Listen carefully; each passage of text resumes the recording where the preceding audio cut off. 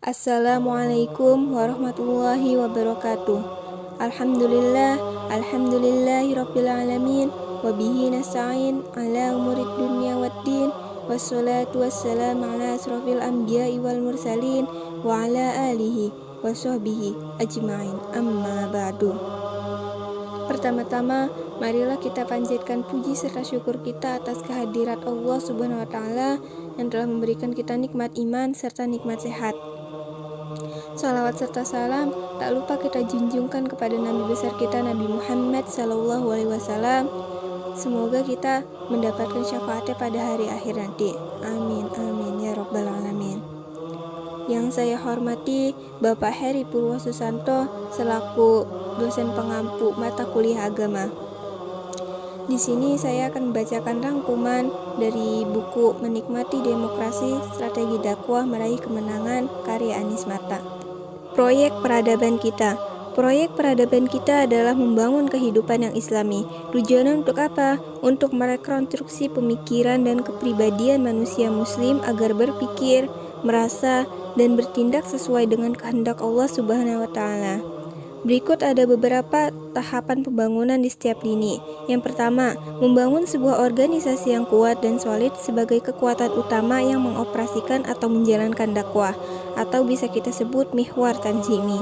Yang kedua, membangun basis sosial yang luas dan merata sebagai kekuatan pendukung dakwah atau mihwar sya'bi.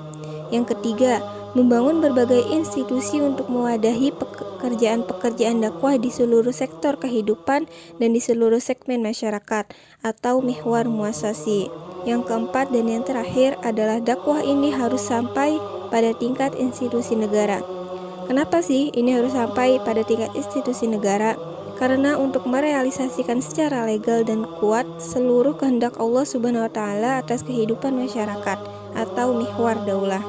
Dari beberapa tahapan yang saya sebutkan sebelumnya, kita masih harus menambahkan beberapa catatan untuk kita koreksi bersama, yaitu yang pertama, tidak ada jarak yang pasti antara satu tahapan dengan tahapan yang lain. Ini disebabkan tahapan itu saling terkait dan berkesinambungan. Yang kedua, selain mempertimbangkan kondisi internal, kita juga harus mempertimbangkan kondisi eksternal untuk mengambil keputusan memasuki tahapan baru ini. Yang ketiga, keputusan untuk memasuki tahapan baru sepenuhnya merupakan wewenang para pemimpin dakwah melalui ijtihad jamaah syuro. Yang keempat, peralihan pada tiap tahap harus disertai dengan langkah antisipasi terhadap berbagai kemungkinan, entah itu positif maupun negatif yang bersamainya. Yang kelima, pentahapan terhadap amal islami merupakan keniscayaan yang bersifat alfabetis. Sekarang, amal islami telah memasuki era keterbukaan atau jahriyah. Maka menurut Syekh Muhammad Al-Rashid, kondisi yang dibutuhkan adalah 1. Jumlah kader yang cukup dan sebarannya relatif besar. 2. Situasi dan kondisi sosial politik yang kondusif. 3. Penerimaan yang baik dan luas atas kehadiran kita. Keempat, kendaraan yang digunakan untuk mengantar ke permukaan. Dakwah, politik, dan demokrasi. Perbedaan mendasar antara demokrasi sekuler dan konsep politik Islam terletak pada pandangan tentang siapa pemegang kedaulatan. Pada demokrasi sekuler, memberikannya kepada rakyat, sementara menurut Islam ada di tangan Allah Subhanahu wa Ta'ala. Adapun persamaannya pada konsep partisipasi, yakni memberikan posisi yang kuat kepada masyarakat terhadap negara dan mengunggulkan akal kolektif atas akal individu, sehingga bisa disimpulkan bahwa demokrasi adalah pintu masuk bagi dakwah untuk memberdayakan umat. Menikmati demokrasi. Ada 3 pusat kekuasaan dalam negara demokrasi, yaitu wacana publik, legislasi, dan eksekusi. Jadi yang harus dilakukan adalah bagaimana mengintegrasikan kebenaran dengan legalitas, membuat sesuatu yang salah dalam pandangan agama menjadi tidak legal dalam pandangan hukum positif. Demikianlah cara dakwah bekerja. Memenangkan wacana publik.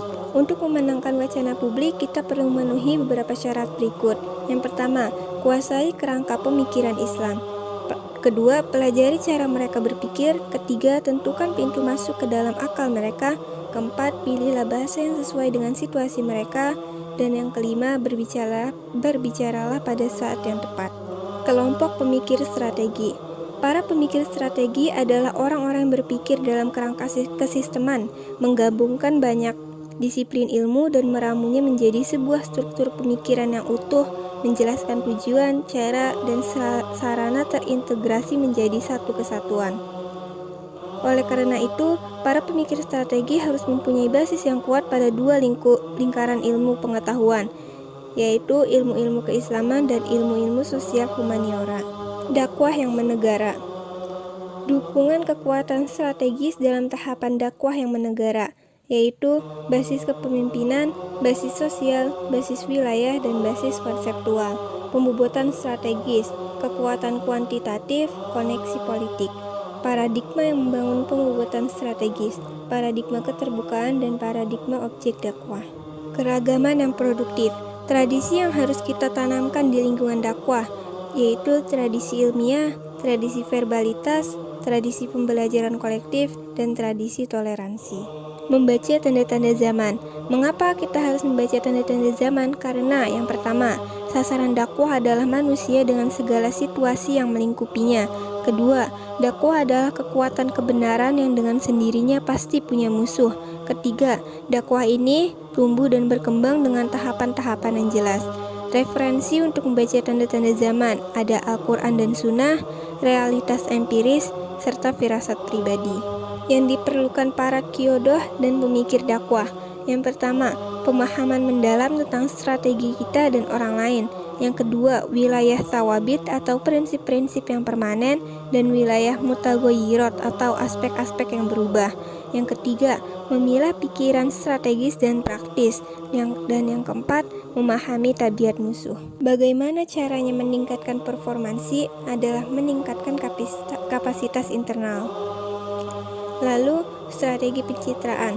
Strategi pencitraan kita itu sebagaimana orang lain memahami kita, dari akumulasi sikap, perilaku, dan cara kita mengekspresikan diri, serta orang lain melihat dan mendengar kita itu bisa jadi faktor pembentuk citra diri kita di benak mereka. Demikian rangkuman dari saya, kurang lebihnya mohon dimaafkan. Terima kasih telah mendengarkan.